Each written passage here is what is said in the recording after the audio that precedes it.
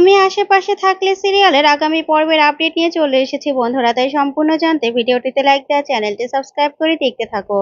আগামী পর্বে দেখা যাবে পার্বতী রাতে দেবের ছবি দেখে একা একা কথা বলতে থাকে আর বলতে থাকে, আমার না খুব ইচ্ছে করে আপনার সাথে আমি দেখা করি আর আপনার চোখে চোখ রেখে তারপরে কথা বলি, কিন্তু কি করব বলুন, আমি যে সেটা করতে পারবো না, তাহলে যে আমার বোনের জীবনে আবার দুঃখ নেমে আসবে, আমি সেটা চাই না।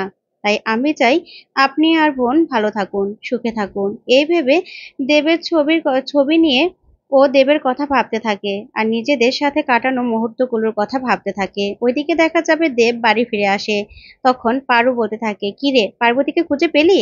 তখন দেব বলে, না রে, তোর কাছে আসলে আমার মনটা নরম হয়ে যায়, তাই তোর কাছে কোনো কথা লুকোতে পারি না, ওকে আজকেও আমি খুঁজে পাইনি। তখন পারু বলে, নিশ্চয়ই কিছু খাসনি, নে খেয়ে নে।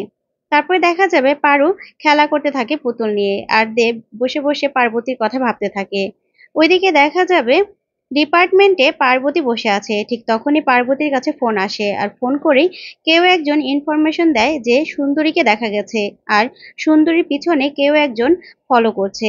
তখনই পার্বতী বলতে থাকে, আমাকে এখনই যেতে হবে। তখনই ওর ম্যাডাম বলতে থাকে, কোথায় যাবে পার্বতী? তখন পার্বতী বলে, ম্যাডাম সুন্দরীকে দেখা গেছে আর ওর পিছনে একজন ফলো করছে, আমার মনে হচ্ছে সেটাই জগা, আমাকে এখনই বের হতে হবে।